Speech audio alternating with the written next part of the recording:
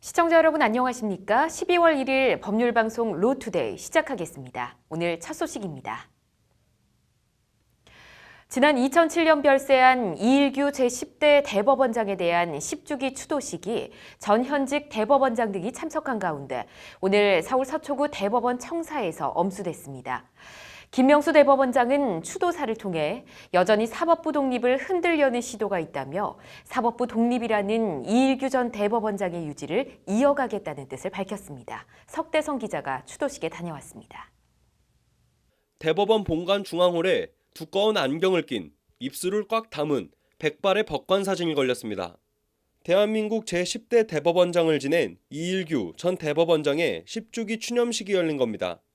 오늘 추념식엔 최종영, 이용훈, 김명수 등 전현직 대법원장과 법조계 인사들이 대거 참석해 고인을 추모했습니다. 사법부 내부로부터 법관의 독립이 개혁 과제의 하나로 논의되는 지금 저는 효암 선생이 더욱 그립습니다. 1973년부터 1985년까지 12년 8개월간 대법관을 지낸 이일규 전 대법원장은 시국 사건 등에 대한 강단과 소신 있는 판결로 생전에 통영 대꼬챙이라 불렸습니다. 선생은 서슬푸른 군사정권 시절에 계엄 포령 위반 등의 시국 사건 재판에서 두려움 없이 소수 의견을 내셨고 사법부 독립과 민주화 요구의 흐름 속에 대한민국 제10대 대법원장에 취임하셨습니다. 이후 법원은 재판에 대한 외부의 간섭을 배격하고 김 대법원장은 그러면서 어떠한 경우에도 위축됨 없이 오로지 헌법과 법률, 양심에 따라 재판하도록 사법부 독립을 수호하는 것은 우리 시대에도 여전히 숭고한 사명이라고 강조했습니다. 이일규 전 대법원장의 생애를 두고 다짐한 김명수 대법원장의 법관 독립과 사법부 독립과 재판 독립, 좋은 재판을 하겠다는 김명수 대법원장의 사법개혁 행보가 주목됩니다. 법률방송 석대성입니다.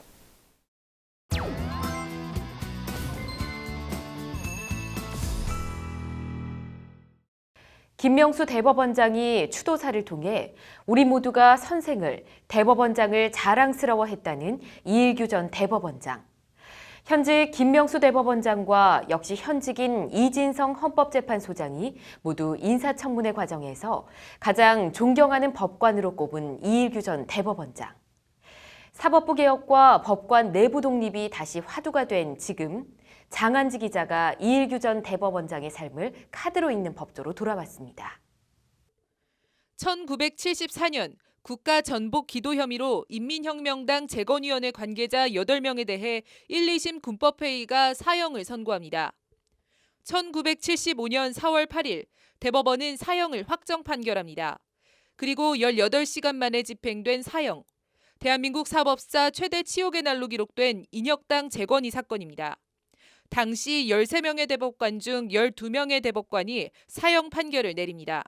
그러나 재판 도중 공판 조서가 변경되는 등 위법적 요인이 많다.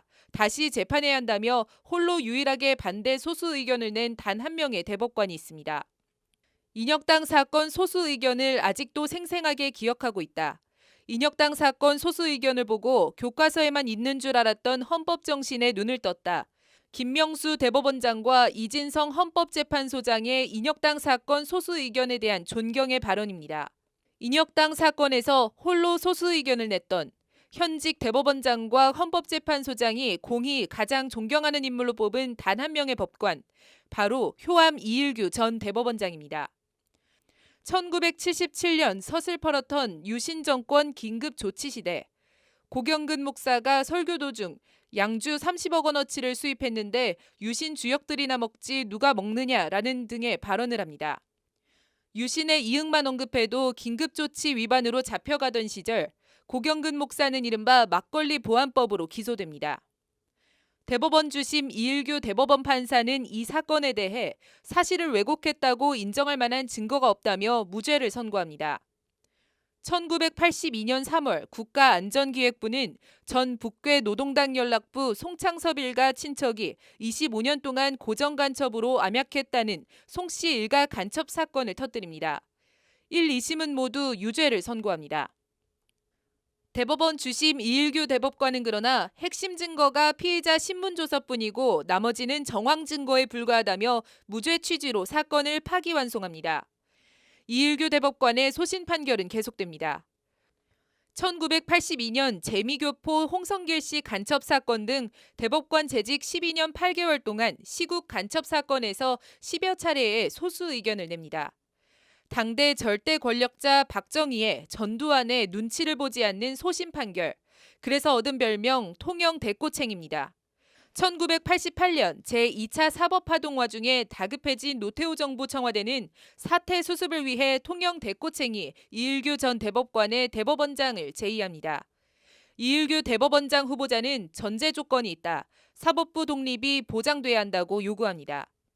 그리고 대법관 후보자를 2배수로 제청하면 대통령이 낙점하던 관례를 깨고 대법원장 단수 제청을 확립하는 등 사법부 독립의 기틀을 놓습니다.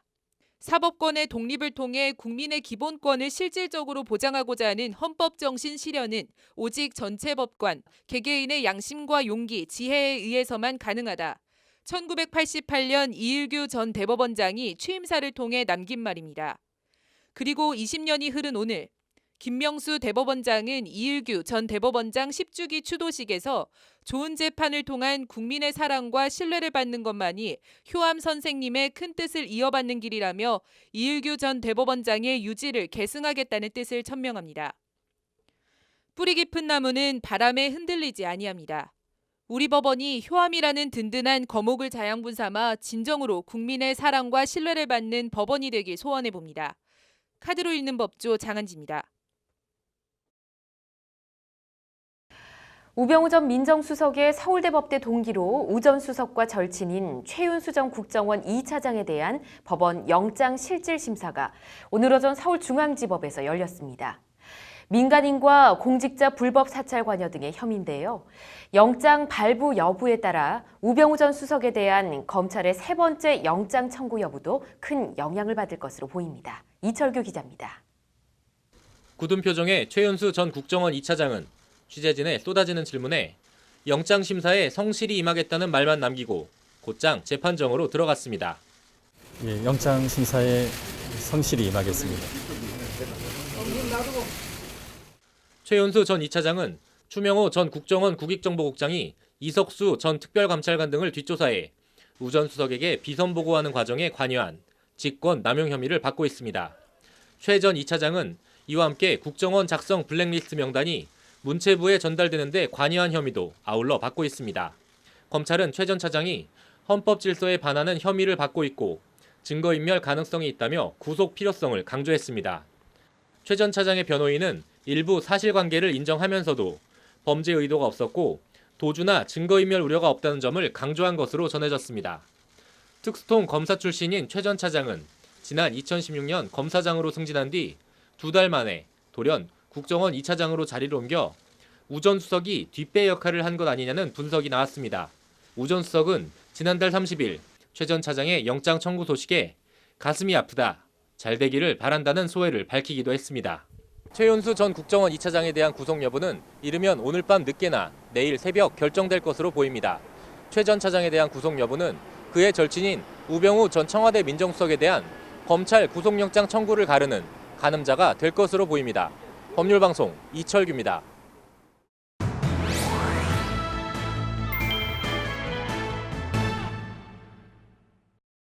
최근 트위터 등 SNS를 중심으로 강남 이혼 소송남 살인 사건이라는 해시태그를 달며 강력한 처벌을 촉구하는 운동이 확산되고 있습니다.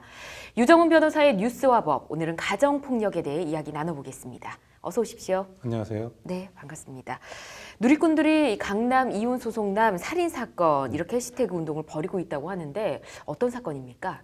네, 이혼 소송 조정 중에 부인이 살고 있는 강남의 한 빌라로 찾아가 준비한 흉기로 수차례 찔러 부인을 살해하는 살인 사건이 벌어졌습니다.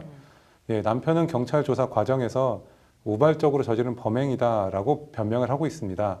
예, 그렇지만 범행 전에 남편이 경찰로부터 조사를 받고 있다는 사실이 알려지면서 네. 예, 피해자 보호에 경찰이 너무 미온적으로 대처한 것이 아니냐라는 논란이 일고 있습니다. 그렇군요. 부부싸움은 칼로 물베기다 이런 말이 있었는데 이제 정말 옛말이 된 것 같습니다. 네. 뭐 그야말로 칼로 사람베기 사건이라는 생각이 드는데 가정폭력과 관련한 통계 같은 게 혹시 있을까요? 네, 경찰청에서 발표한 가정폭력 현황 자료에 따르면 네. 2015년에 가정폭력 피해자만 4만 816명에 이릅니다. 그중 여성은 3만 1,463명, 남성은 5,329명이고요. 2016년의 경우 각각 3만 9,019명, 6,512명에 이르게 됩니다. 예. 공식적인 통계에 잡힌 피해자만 수만 명에 이르는 것을 보면 우리 사회에 가정폭력이 만연한 것이 아닌가 싶습니다. 그렇지만 가해자가 구속된 경우는 전체의 1%인 네. 1,327명에 불과했습니다. 일률적으로 말할 수는 없지만 네. 가정폭력으로 조사를 받은 사람 대부분이 불구속 수사와 재판을 받으면서 경하게 처벌되는 경향이 있습니다. 그렇군요. 통상 폭행 사건보다 좀 경미하게 처리가 되는 경향이 있는 것 같습니다. 네. 혹시 그 이유나 배경 같은 게 있을까요? 네, 피해 변상이 이루어지고 합의가 된다면 선처를 받는 경우가 있습니다. 가정폭력의 경우도 이런 사례 때문인데요. 네, 이혼을 하지 않는 한 같이 살아야 하는 상황 때문에 합의가 잘 이루어지다 보니 경미하게 처벌되는 것이 사실입니다. 네, 수사기관이 적극적으로 대처하기보다는 가정사라는 이유로 미온적으로 대처하는 것이 또 주된 요인입니다. 네, 경찰이 뭐 부부싸움이다, 가정폭력이다, 뭐 집안일이니까 잘 알아서들 해결하시라, 뭐 이렇게 대처를 한다는 거죠. 네, 그런 경향이 있는 것이 사실입니다. 가정폭력으로 신고를 하자 경찰이 남자의 자존심을 건드니 이런 일이 있는 것이다. 나도 맞고 자랐다. 뭐 이런 식의 가해자를 옹호하거나 네. 가정폭력을 당연시하는 발언을 한 사례가 있었습니다. 아, 가정폭력을 당한 피해 여성을 경찰이 적극적으로 보호하기보다는 잘못된 대응으로 2차 피해를 일으키고 있는 것이 가장 큰 문제이기도 합니다. 네, 정말 말문이 막히는데 이 가정폭력을 잘 대처할 수 있는 방안 같은 건 없을까요? 네, 일단 검사는 가정폭력이 재발할 위험이 있는 경우에 경찰의 신청이나 직권으로 법원에 격리 등의 임시조치를 취할 수가 있습니다. 네. 따라서 가정폭력이 발생을 하면 가해자를 주거에서 퇴거시키는 등의 격리 조치, 네. 그리고 주거나 직장으로부터 접근을 금지시키는 조치 등을 적극적으로 요구할 필요가 있습니다. 그렇군요. 피해자의 대처도 상당히 중요할 것 같은데요. 네. 가정폭력은 습관적으로 이루어지고 만성화되는 경향이 있습니다.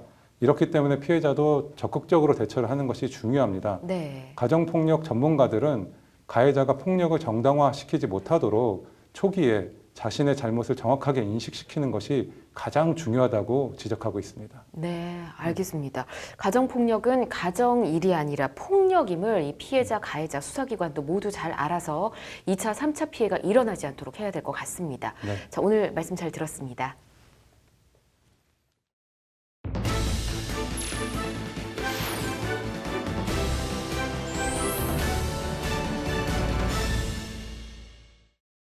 고용노동부의 파리바게뜨 제빵사 본사 직접 고용 명령을 둘러싼 법정 다툼과 논란이 점입가경으로 치닫고 있습니다. 얼마 전 제빵사들이 본사 직접 고용 포기각서라는 것을 파리바게뜨에 집단 제출한 일이 있었는데요.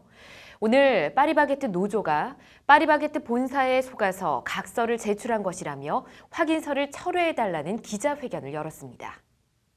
전국 화학섬유식품산업노동조와 파리바게뜨 지회와 시민사회단체들이 오늘 정오 서울 양재동 SPC 본사 앞에서 기자회견을 열었는데요.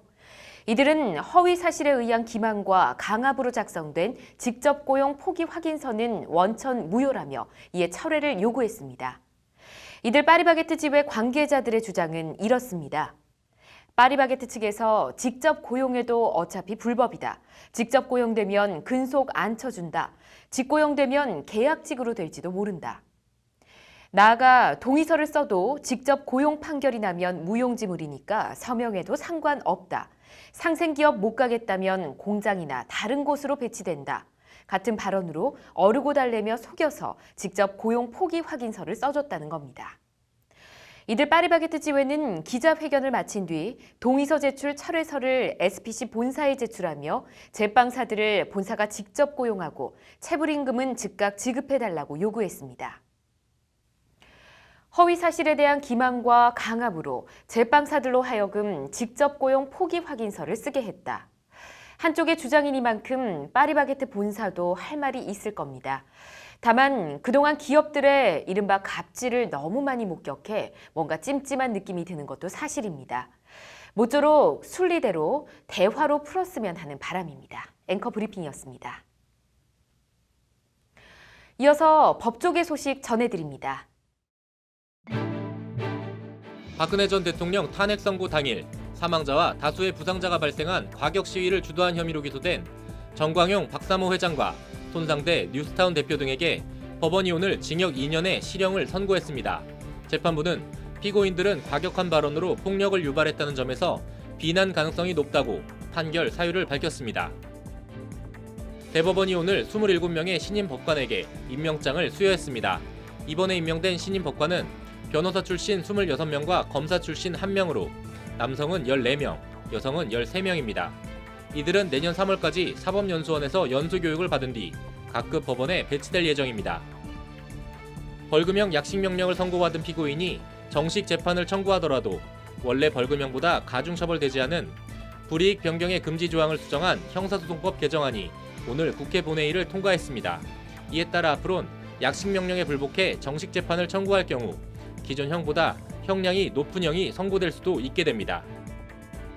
서울중앙지법 형사합의 27부는 오늘 지난 4.13 총선에서 낙선운동을 벌인 안진걸 참여연대 사무처장 등 22명에게 공직선거법 위반 혐의를 유죄로 봐 벌금 300만 원에서 50만 원을 각각 선고했습니다. 낙선운동이 공직선거법에 의하지 않은 불법 집회에 해당한다는 법원 판단에 대해 안 사무처장 등은 공익 캠페인에 대한 아쉬운 결정이라는 입장을 밝혔습니다.